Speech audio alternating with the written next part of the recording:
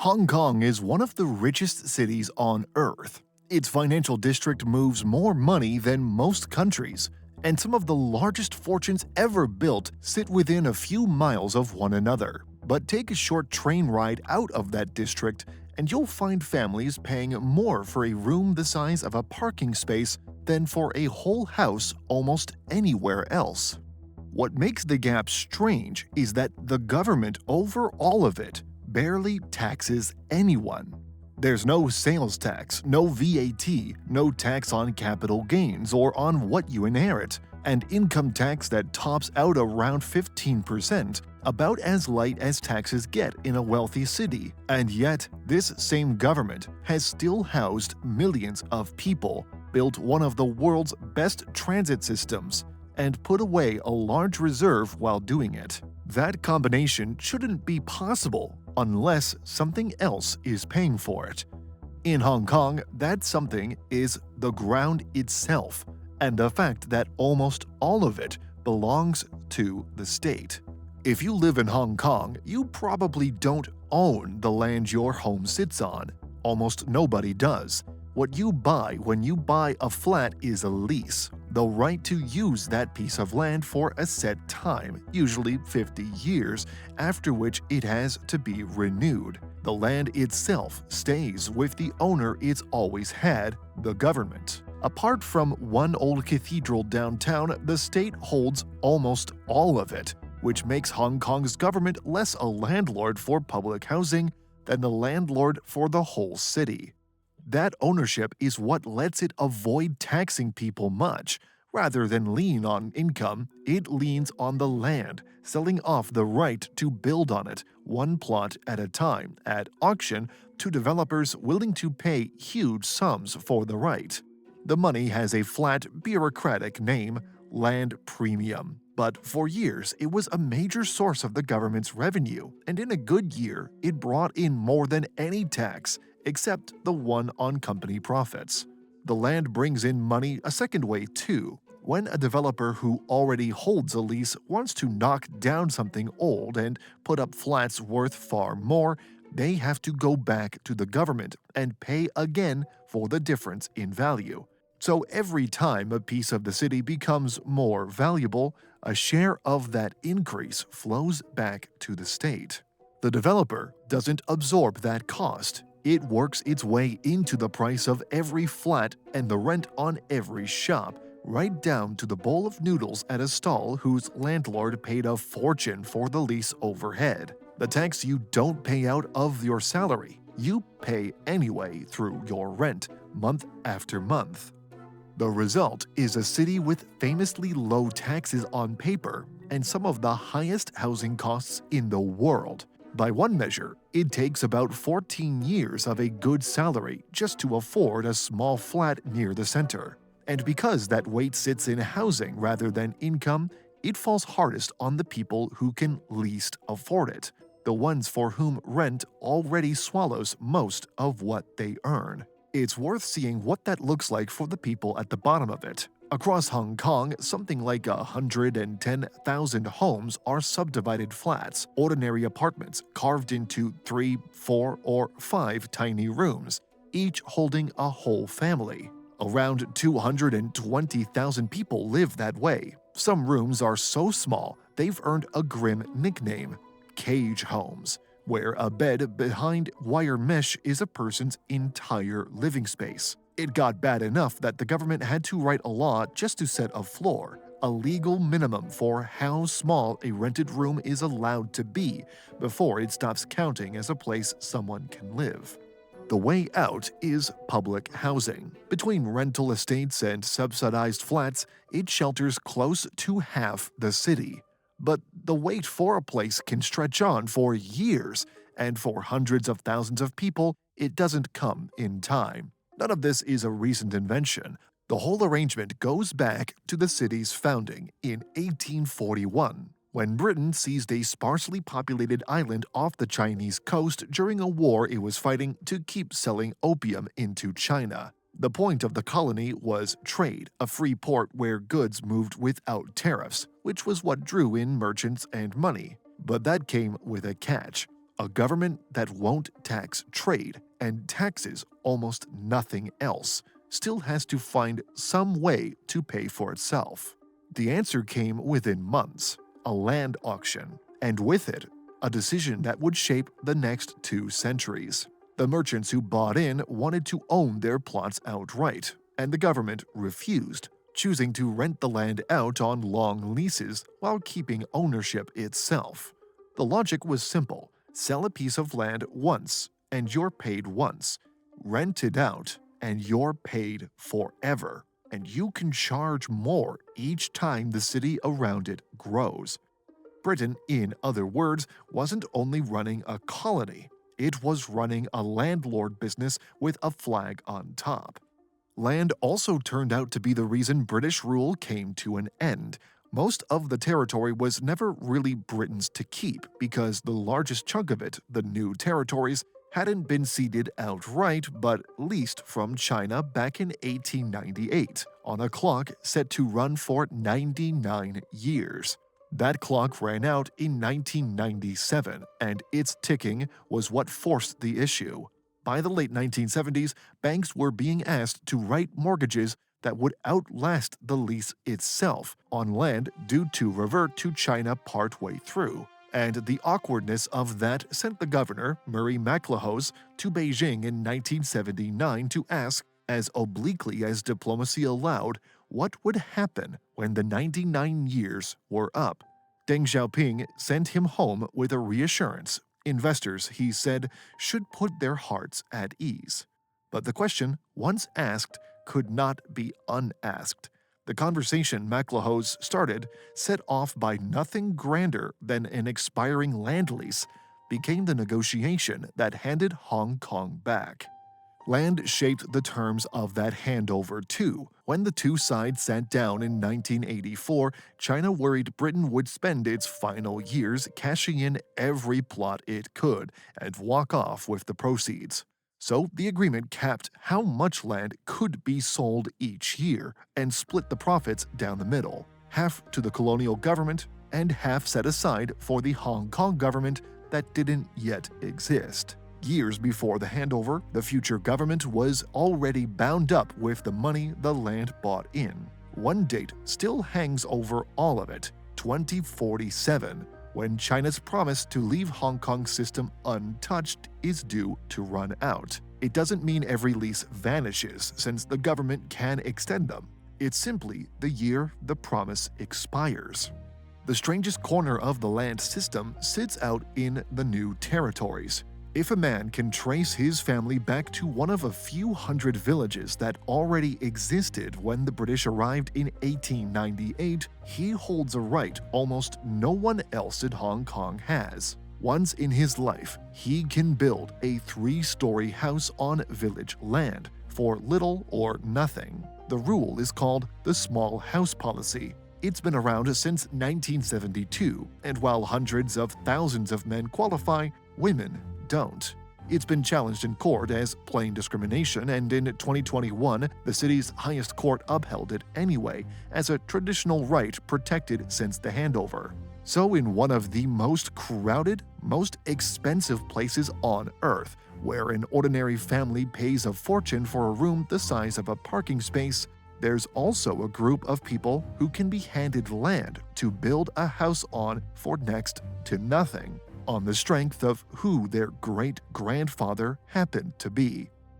Even Hong Kong's subway lives off the land. The metro is one of the very few in the world that reliably turns a profit, and the reason is property. The company builds and owns the malls and towers on top of its own stations, and uses the money from all that real estate to run the trains beneath them. Rail plus property, they call it. It's genuinely ingenious, and it runs on the same idea as everything else here. Land value pays the bills. No one, though, turned that idea into money and power quite like a handful of property families. Spend one ordinary day in the city and the same names keep coming up. Li Ka-shing's companies power the island, stock the supermarkets, run the pharmacies, and carry the signal to your phone. Locals nicknamed him Superman, And a day like that makes it easy to see why. The Lee family's Henderson empire controls the gas piped into millions of homes. You can wake up in a flat one group built, buy your groceries from another, and pay rent into a mall owned by the same circle without ever choosing any of it. Locals have a phrase for the feeling, Dishan Bachuin, real estate hegemony. The phrase spread through a book by Alice Poon, who had spent years as a personal assistant to a co-founder of Sun Hung Kai, one of the biggest developers of all, which means the definitive critique of the property dynasties was written by someone who had watched them work from the inside. It stuck because people could already sense what it described, that a handful of families had become the landlords of nearly everything. By one count from the early 90s, 7 developers were building about 70% of the city's new homes, the largest 4 more than half, helped by a government that sells land in blocks so large and expensive that only giants can bid. Add up everything attached to property, building it, owning it, trading it, and it comes to roughly a fifth of Hong Kong's economy, wealth that reaches well past real estate, into the question of who gets to run the city at all. For decades, the families looked untouchable. Then the market turned. One of the big 4, New World, ran up something like 180 billion Hong Kong dollars in debt, deferred payments on some of its bonds, and only avoided default after a record refinancing deal. Others rode it out far more easily. Henderson stayed profitable throughout, leaning on more than 60 billion Hong Kong dollars in unsecured loans from Lee Shaoqi, its founder, then in his mid-90s, to keep buying up land in the heart of Central. For most of those 180 years, the whole system rested on one assumption, that land would only ever go up. Around 2021, it stopped. Prices slid by more than a quarter in the longest unbroken slide on record. Office values fell by over half, and tens of thousands of people who had bought near the peak found themselves owing the bank more than their homes were now worth. When property falls in Hong Kong, the government falls with it, because so much of what it collects is tied to land, and you can see how tightly in a single comparison. At the peak, land brought in 143 billion Hong Kong dollars in a year. 3 years later, it brought in 13, a collapse of about 90%, with some plots going up for sale and drawing no bids at all. And the land premium is only half the exposure. Stamp duty on property deals, the other big land-linked revenue, sank right alongside it. The surpluses the city was used to turned into deficits 1 year after the next. And the reserve it had spent decades building, once well over $1 trillion Hong Kong dollars, began to drain, from more than 2 years' worth of spending down to something closer to 10 months of it. So Hong Kong did something it had always avoided. It started to borrow, issuing well over 100 billion Hong Kong dollars in bonds a year. On paper, the budget recently crept back into a small surplus, its first in years. But that surplus only shows up if you leave the borrowed money and the transfers from other funds in the picture. Strip those out, and the budget was still about 100 billion short. If all of this looks like a system finally reaching its limit, it's nearly reached that limit once before, back in the late 1990s, when speculators went after the currency and the stock market at the same time. Prices fell by 2/3 and stayed down for years, dragged lower first by the dot-com crash and then by SARS. The recovery, when it came, was the mainland's doing, not Hong Kong's. Beijing opened its doors, sent tourists and money north, and the property market climbed back on the boom next door. The same thing is happening again now. Since 2025, mainland buyers have returned and prices have started to rise. But this time, there's a gap the government can't close. Even as the market recovers, its land revenue hasn't. What it earns from land today is a small fraction of what it earned at the peak. The market can come back, without the treasury coming with it. The obvious answer is to build more homes, cheaper homes, enough to take the pressure off. Hong Kong is, in fact, trying to do exactly that. Its plan is huge, a whole new district pressed against the Shenzhen border, covering about a third of the city's land, meant one day to hold hundreds of thousands of flats and millions of people at a cost of well over 200 billion Hong Kong dollars. But the plan works against itself. Building it costs a fortune now, just as the land money has dried up. And if it ever succeeds, it adds so many homes that prices fall, which starves the very land revenue the government depends on. A city that needs housing cheap for its residents and expensive for its treasury is trying to do two things at once. The people who stand to gain most from the new district are, once again, the same few families. Much of the farmland it will rise on is already theirs, bought up cheaply years ago. So the public project meant to solve the housing crisis runs straight through the pockets of the people the crisis made rich. And the collapse in land revenue isn't even the only pressure. The low tax model has always leaned on a small group of high earners, a thin slice of the population that pays most of the income tax. And after 2020, a lot of them left. Britain alone opened a route to citizenship for close to 3 million Hong Kongers, and well over 100,000 took it. The people most able to leave were often the ones the system most needed to stay. On top of that, the population is aging, which means rising costs and fewer workers to carry them. And a new global minimum tax is closing off the low tax edge Hong Kong long used to attract the world's biggest companies. It didn't have to turn out this dependent. The clearest proof sits just to the south in Singapore, which controls most of its own land the same way and sells long leases just as Hong Kong does.